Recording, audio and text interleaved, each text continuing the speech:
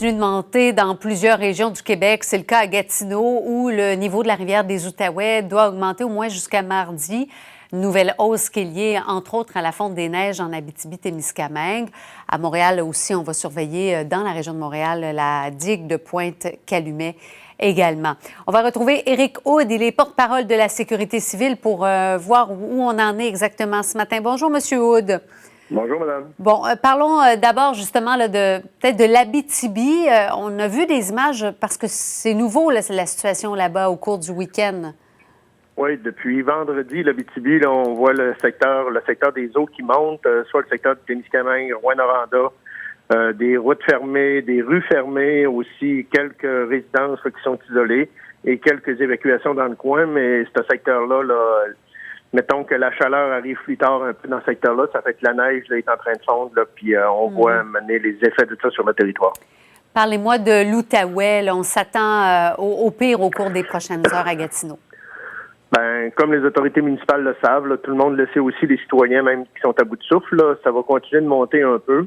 Et après, il n'y a pas beaucoup de pluie d'annoncer sur le secteur. Après, on devrait voir là, une certaine descente, dépendamment de quel secteur qu'on est aussi là, dans ce secteur-là. Faut bien penser que l'eau de l'ouest de Rouyn-Noranda s'en vient vers Gatineau aussi. Là.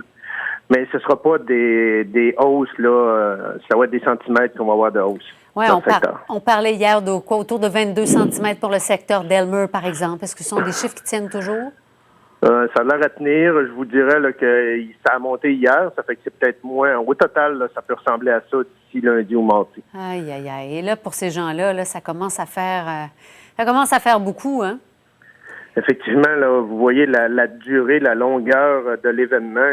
On est rendu à la 3e semaine. Il y a des gens même que ça peut faire un mois qui sont directement pris dans le trouble. Là. Les premiers inondés, les premières rues font que ces gens-là vont sentir une fatigue au niveau physique, au niveau psychologique aussi. Là. C'est pour ça que les gens sont là dans le coin pour être capables de donner des coups de main. Soit les gens de la santé là, qui peuvent là.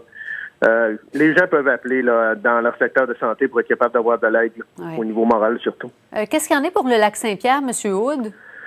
Le lac Saint-Pierre, normalement, là, il monte jusqu'au 13, dû à la marée. Puis après ça, là, on voit la descente le 14, le 15, le 16, là, en fonction des basses marées qui s'en viennent là, dans le secteur de Québec. Fait que le lac Saint-Pierre va commencer à se libérer tranquillement. Il y a le lac Saint-Louis qui devrait rester haut longtemps parce que Cornwall, là, on sait que le lac Ontario est très haut. Ça fait que Cornwall là, envoie de l'eau, mais il devrait rester soit au niveau qui est là ou monter un peu. Là. Mais ça veut dire la pointe ouest là, de l'île de Montréal. Le lac des Deux-Montagnes, comment ça se passe? Le lac des Deux-Montagnes, dépendamment où on est, il va y avoir une certaine hausse, mais normalement, là, demain ou après-demain, là, avec la météo qu'on a, il n'y a pas de grand vent d'annoncer non plus. Ça fait qu'on devrait sentir une baisse. Voyez-vous, Rivière-des-Prairies, Rivière-des-Mille-Îles, certaines hausses aussi, le secteur de Laval. Mais normalement, il y a une petite baisse là, qui devrait placer, mais ça va être long. Là, c'est quand même pas, ça se réglera pas dans une journée. Là. Plusieurs semaines. On apprenait aussi là, que le Richelieu a monté. Le Richelieu a monté, inondation mineure. Il y a eu un vent de sud qui, lui, s'est calmé. Ça n'a pas duré pendant beaucoup de temps. Ça fait que inondation mineure, c'est-à-dire les gens là, qui sont habitués, qui restent vraiment sur le bord de la rivière Richelieu, ont vu de l'eau soit sur leur terrain ou proche de leur résidence, mais normalement, ça est en train de se régler aussi, nous, parce qu'il n'y a rien d'annoncé comme grosse pluie sur le lac Champlain, ni un gros vent de sud d'annoncé non plus. Et on disait qu'actuellement, au Québec, on est à quoi, 7500 personnes évacuées? Environ.